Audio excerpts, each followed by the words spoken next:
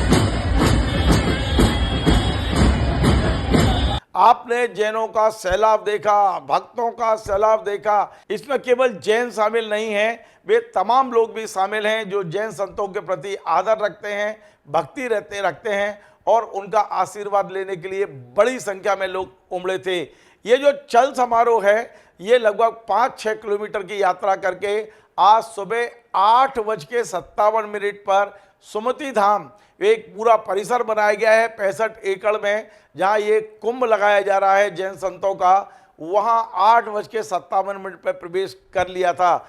मैं आपको बता दूं कि मध्य प्रदेश के वरिष्ठ मंत्री कैलाश विजयवर्गीय पूरे रास्ते में न केवल पैदल चल रहे थे, बल्कि वो इस बात का ध्यान रख रहे थे कि 8:57 पर जैन संत आचार्य विशुद्ध सागर जी महाराज के चरण सुमति धाम के अंदर जो मंदिर बना है, मंदिर में के प्रवेश द्वार में उनका चरण पहुंच जाए, इस बात का पूरा ध्यान रख रहे थे कैलाश विजयवर्गीय जी। कैलाश विजयवर्गीय जी पूरे रास्ते में पैदल चल रहे थे। कोई कितना भी बड़ा और कितना भी छोटा हो, कैलाश जी सामने से हटा रहे थे, कुछ लोगों को डांट रहे थे, कुछ को धकिया रहे थे और उनका एक ही उद्देश्य था कि सुबह 8:57 पर कैसे भी इन संतों के काफिले को, इस बड़े हुजूम को कैसे भी वहां तक पहुंचाया जाए। क्योंकि सब लोग पैदल चल रहे थे, नाच गा रहे थे, कहीं ढोल बज रहे थे, कहीं खुशी मनाई जा रही थी, लेकिन इस पूरे जुलूस को ठीक 8:57 पर कैलाश विजयवर्गीय और उनकी टीम ने वो सुमति धाम तक पहुंचाने में अहम भूमिका निभाई। मैं आपको एक बार पुनः दिखाता हूं किस तरह कैलाश विजयवर्गीय जी आगे चलकर इस संत समुदाय को कैसे भी समय से पहुंचाने की व्यवस्था में लगे थे।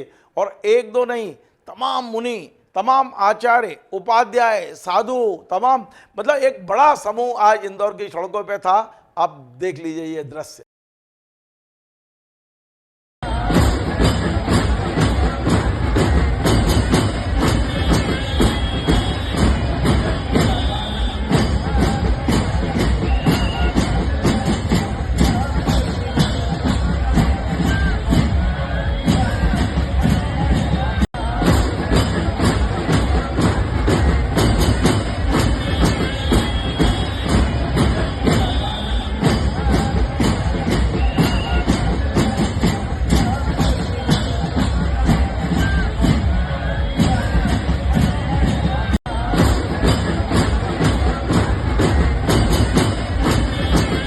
आपने देखा किस तरह लोग खुश थे, रंग बिरंगे कपड़ों में थे, महिलाएं केसरिया बांधे हुए थे, लोग साफे लगाए हुए थे और एक अलग तरह का आनंद महसूस कर रहे थे। अब मैं आपको बताता हूं कि ये जैन कुंभ क्यों लगाया जा रहा है। दरअसल जैन आचार्य विराग सागर जी महाराज की समाधि हुए अब लगभग 8 महीने हो गए हैं। उन्होंने समाधि से पहले एक वीडियो जारी किया था जिसमें उन्होंने कहा था कि यदि मेरी समाधि मरण हो जाता है तो मेरे शिष्य आचार्य विशुद्ध सागर जी महाराज को मेरे सिंहासन पर विराजमान किया जाए, मेरी तमाम सारी जिम्मेदारियां उनके सिर पर होंगी, मेरे अधूरे कार्यों को भी आगे बढ़ाएंगे। जिस जैन ध्वज को लेकर आचार्य विराग सागर जी महाराज यहाँ तक आए हैं, अब उस ध्वज को थामेंगे विशुद्ध सागर जी। और इसी पट्टाचार्य महोत्सव का आयोजन इंदौर में किया गया था। इंदौर में सुमति धाम की रचना करने वाले जो श्रेष्ठ श्रावक हैं मनीष गोदा और उनकी पत्नी सपना गोदा पिछले 8 महीने से लगातार इस आयोजन की तैयारी में लगे थे। उन्होंने आचार्य विशुद्ध सागर महाराज से प्रार्थना की थी कि इस आयोजन को इंदौर में किया जाए, सुमति धाम में किया जाए। और इसकी सहमति मिलते ही ये दोनों पति पत्नी देश भर में जहाँ जहाँ दिगंबर जैन संत हैं उनके चरणों में गए, उन्हें आमंत्रित किया और जगह जगह से मुनियों का विहार हुआ। कोई पश्चिम बंगाल से, कोई उड़ीसा से, कोई राजस्थान से, कोई दिल्ली से, जहाँ जहाँ जैन संत थे सब पैदल विहार करते हुए इंदौर पहुँचे थे। और इंदौर के आसपास ये लोग लगभग पिछले 15-20 दिन में पहुँच गए थे। लेकिन आज ये सारे संत एक साथ इकट्ठे हुए, एक साथ सारे संतों ने सुमति धाम की ओर पद विहार शुरू किया था आज सुबह। इनमें सबसे आगे चल रहे थे विशुद्ध सागर जी महाराज। सबसे बड़ी बात यह है कि इन संतों को, इस आयोजन को भव्यता देने के लिए तमाम दिगंबर जैन आचार्य आज इंदौर पहुंच गए थे। इनमें आचार्य पुष्पधन सागर जी महाराज, आचार्य विशुद्ध सागर जी महाराज, आचार्य प्रज्ञा सागर जी महाराज, आचार्य विनश्य सागर जी महाराज, आचार्य व्यस सागर जी महाराज, ऐसे कई आचार्य वहाँ थे। कुछ के नाम मुझे अभी तत्काल याद नहीं आ रहे हैं, लेकिन ये तमाम आचार्य इस मौके पर वहाँ हैं, तमाम आरिकाएँ वहाँ हैं। 400 से ज़्यादा संत और साध्वियाँ एक साथ लंबे समय बाद एकत्रित हुए थे और वहाँ पर ये सब आयोजन शुरू हुआ।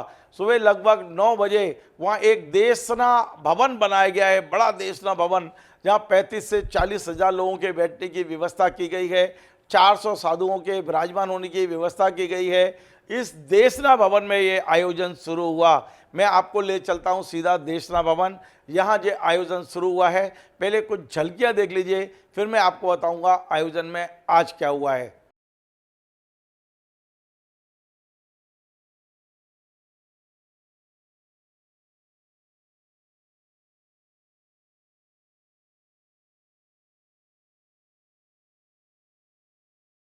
तो आपने देखा यहाँ सभी आचार्यों का पाद प्रक्षालन किया गया।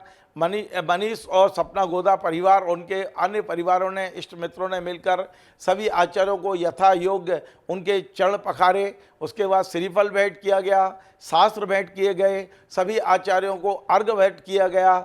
और उसके पश्चात इस आयोजन में मुख्य भूमिका निभा रहे कैलाश विजयवर्गीय जो मध्य प्रदेश के मंत्री हैं, उन्हें बोलने का मौका मिला।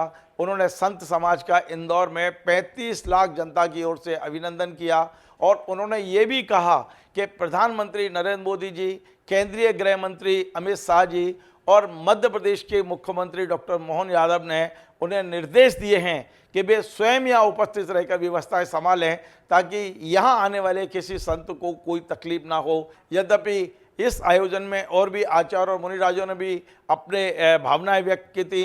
मुनि आदित्य सागर जी महाराज, आचार्य विनय सागर जी महाराज सहित कई साधुओं ने अपनी बात कही थी, लेकिन सब लोग सुनना चाहते थे आचार्य विश्वेश्वर सागर जी को, क्योंकि पट्टाचार्य उन्हीं को मिलने वाला है, पट्टाचार्य महोत्सव उन्हीं का होने वाला है, वे ही अपने गुरु के सिंहासन पर बैठने वाले हैं। सभी एक टक होकर विश्वेश्वर सागर महाराज जी को सुनने के लिए बेताब थे।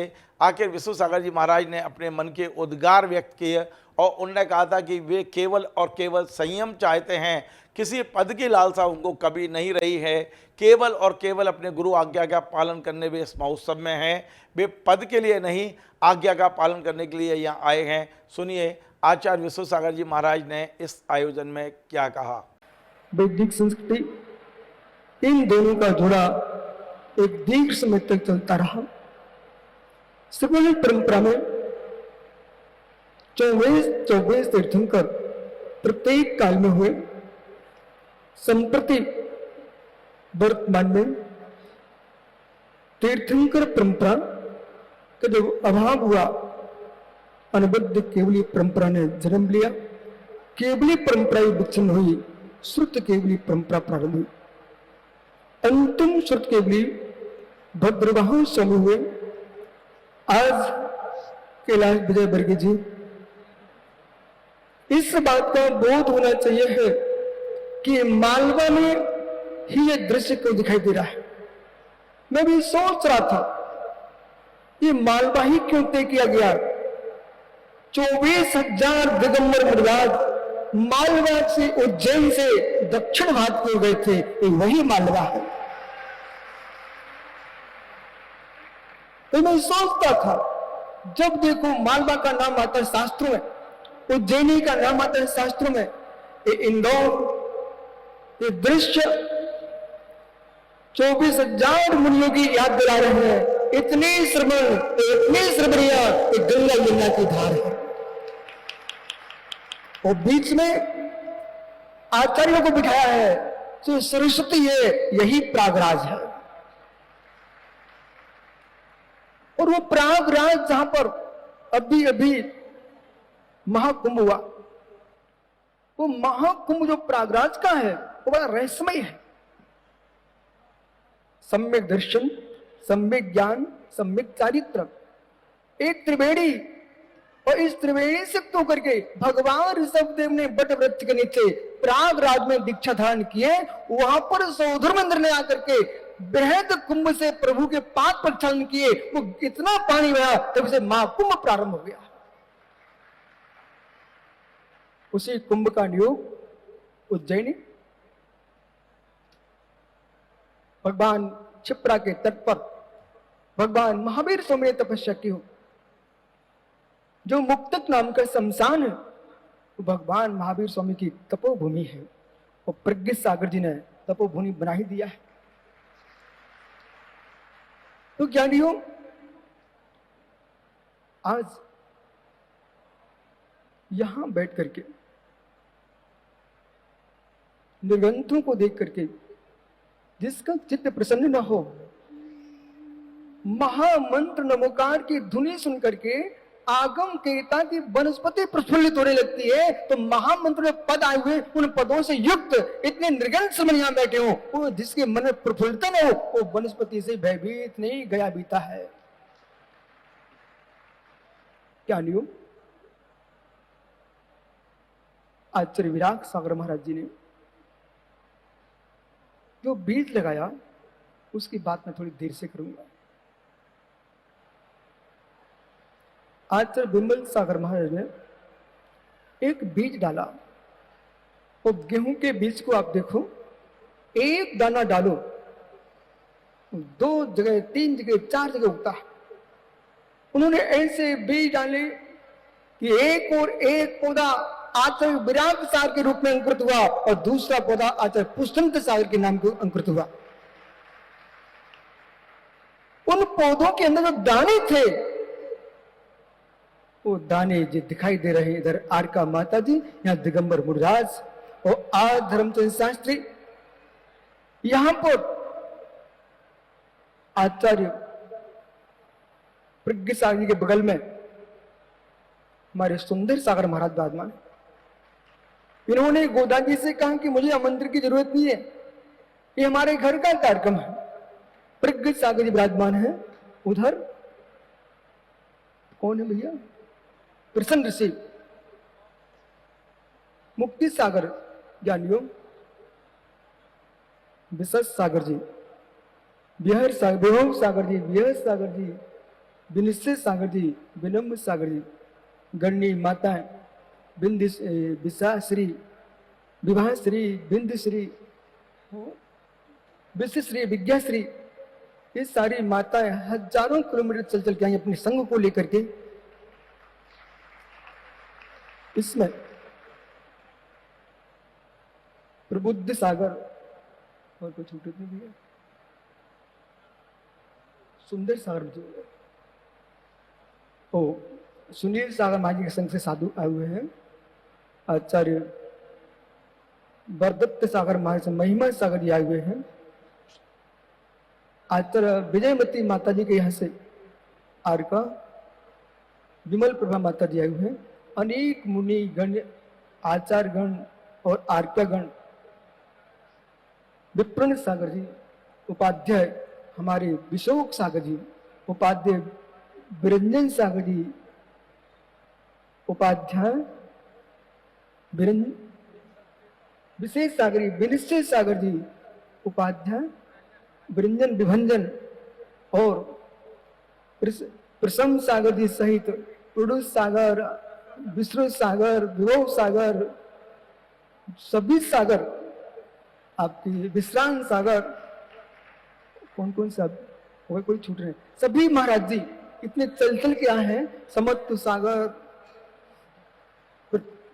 ये सभी मुनिगण, ये सब किसके बल पर आ रहे थे? ये जो कुछ आ रहे थे, साक सागर, पुरुष सागर, सौम्य सागर, सब के सब महाराज, अप्रमेय सागर, ये सब पिछे उठा के दिखा रहे, हम भी आए थे, तुम सब आए हुए थे। लेकिन ये विशुद्ध सार के लिए नहीं आए, ये आचार्य विराग सार के लिए नहीं आए हैं। तीर्थंकर महावीर की परंपरा जो भद्रभाव स्वामी ने चलाई, आचार्य विमल सागर, आदि सागर, शांति सागर, तो परंपरा चली आ रही है। उस परंपरा को अक्षुण्ण रखने के लिए आचार्य विराग सागर महाराज जो देश को एक सूचना देके गए हैं, इतिहास देके गए हैं, वो मित्र सत्य यही है जो मेरे से सागर कह रहे थे। मैं कभी भी जो आचार्य पद हुआ था ना, उसके भी साक्षी विभव सागर जी हैं। गणधर मुनि, विवर्धन सागर जी, प्रवर्तक मुनि विश्वनाथ सागर जी, ये सभी जो पूरा संघ ऐसी तपती धूप में चल चल के आए हैं, इनके ज्ञान में जब हम देखते हैं, ब्रह्मचारी, ब्रह्मचारिया, भट्टारकगण, ये सब पधार हुए हैं। और देश के मुख्यमंत्री, प्रधानमंत्री भी जिस कार्यक्रम की दृष्टि रखे हुए हैं, मित्र, एक कार्यक्रम विशुद्ध सागर, विराग सागर नहीं है, एक भारतीय सनातन परंपरा जो श्रवण संस्कृति है, उसका कार्यक्रम है। वो संस्कृति से कभी भारत सरकार दूर नहीं हो सकती है। यदि श्री राम का पट्टाभिषेक अयोध्या में हुआ, उसके पहले भगवान ऋषभ देव का पट्टाभिषेक अयोध्या में हो चुका था। आज बड़ा गदगद भाव है, लेकिन कैलाश भैया, इन माताजियों को मैं जान के देखता नहीं हूं, इनको इतनी गुरु भक्ति है, जरा भी मैंने देख दिया था, इनकी आंखों में तुरंत आंसू गिरेगा। वो आंसू इतना ज्यादा गिरेगा कि हम झेल नहीं सकते। आस्था और विश्वास का ही कारण है कि आज एक सूचना पर गुरुदेव का आशीर्वाद था, और मुझे अब विश्वास है, इन सबकी उपस्थिति कह रही है कि भारत भूमि पर अनादि काल से जो परंपरा चली आ रही है अनंत काल तक वो समाप्त होने वाली नहीं है। ज्ञानियों ये श्रमण श्रमणियों का समूह कह रहा है कि धूप पड़े, छांव पड़े, बारिश गिरे, ओले गिरे, लेकिन भारत में श्रवण संस्कृति ऐसे जीवंत हो रही और होती रहेगी। तो आपने आचार्य विश्व सागर जी महाराज को सुना। यद्यपि आचार्य पुष्पधन सागर जी महाराज ने भी आशीर्वचन दिया इस आयोजन में। आज के आयोजन में एक तरह से आप कह सकते हैं आज शुरुआत हुई है। ये आयोजन 6 दिन चलेगा। 30 तारीख को सुबह 7 बजे से 9 बजे के बीच में पट्टाचार जो औपचारिकता है, क्योंकि उस दिन अक्षय तृतीया का पर्व है, सबसे ज़्यादा शुभ मुहूर्त है और उस दिन सुबह 7 से 9 बजे तक वहाँ पट्टाचार महोत्सव का एक भव्य और दिव्य आयोजन होगा। 30 अप्रैल को 27 तारीख आज सारे संतों का वहाँ मंगल प्रवेश हुआ है। 28-29 तारीख को भी वहाँ आयोजन चलेंगे। लगातार 6 दिन आयोजन चलेंगे, लेकिन मुख्य आयोजन 30 तारीख को होगा। 30 अप्रैल ये जैन इतिहास के पन्नों में एक नया अध्याय जुड़ेगा, जब इतनी बड़ी संख्या में संतों की उपस्थिति में जब एक आचार्य पट्टाचार्य बनेंगे। ये दृश्य देखने लायक होगा। निश्चित तौर पे तमाम सारे देश विदेश के लोग वहाँ पहुँचने वाले हैं 30 तारीख को। उसी तरह की व्यवस्थाएं भी की गई हैं। पूरा सुमति धाम ऐसा सजाया गया है। 450 चौकों की व्यवस्था की गई है, जहाँ मुनिवरों के आचार्यों के आहार हो रहे हैं। वहाँ भोजनशालाएं बनाई गई हैं, 4 भोजनशालाएं, जहाँ 25-25 हज़ार लोग भोजन कर सकें, ऐसे इंतजाम किए गए हैं। रात्रि में ड्रोन शो होने वाला है, तमाम सांस्कृतिक कार्यक्रम होने वाले हैं। और 2 मई को आचार्य जो समाधिष्ट आचार्य विराग सागर जी हैं, उनका जन्मदिन है। तो उस दिन जन्म उत्सव के साथ ही इस आयोजन का समापन होगा। इसके बाद आचार्य विश्व सागर जी महाराज इंदौर रहेंगे या आगे बढ़ेंगे मैं कह नहीं सकता हूं, पर इंदौर वासियों की इच्छा है कि इस वर्ष चतुर्मास वे इंदौर में ही करें। हम लोगों को भी उम्मीद है कि वे इंदौर में चातुर्मास करेंगे और इंदौर में धर्म की गंगा जो आज शुरू हुई है वो निरंतर लंबे समय तक बहती रहेगी। आज का ये जो आयोजन है निश्चित तौर पर भव्य है, दिव्य है। और इस आयोजन को करके मैं ये कह सकता हूँ कि मनीष गोदा, सपना गोदा परिवार ने अपने इस जन्म को सफल कर लिया, क्योंकि इस पूरे आयोजन में उन्होंने किसी से कोई चंचला लक्ष्मी नहीं ली है, कोई राशि नहीं ली है। पूरा आयोजन इस परिवार ने किया है। तो इस परिवार की भी काफ़ी प्रशंसा हो रही है। खुद कैलाश विजयवर्गीय जी ने भी प्रशंसा की है। तो इंदौर में एक भव्य और दिव्य आयोजन का आज श्री गणेश हो गया है, शुरुआत हो गई है।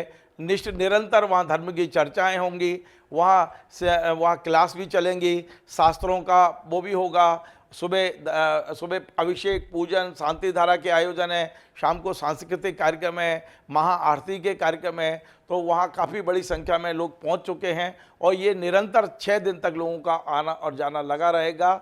निश्चित तौर पे यदि आप भी इस आयोजन में आना चाहें तो ऑनलाइन रजिस्ट्रेशन कराएं। बगैर रजिस्ट्रेशन के वहाँ प्रवेश नहीं मिल रहा है, ऐसी सूचना है। तो निश्चित तौर पे एक बड़ा आयोजन है। इसके साक्षी जितने अधिक से अधिक लोग बनेंगे, लंबे समय तक इस आयोजन को याद रखेंगे। आपको हमारा ये कार्यक्रम पसंद आए, आप इसे शेयर करें, लाइक करें, कमेंट करें और आपसे बार बार निवेदन है हमारे इस चैनल को सब्सक्राइब अवश्य करें। धन्यवाद।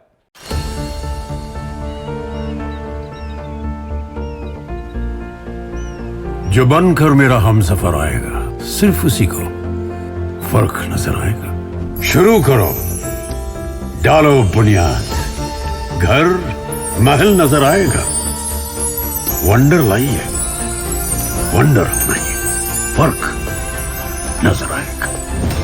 वंडर सीमेंट, फर्क नजर आएगा।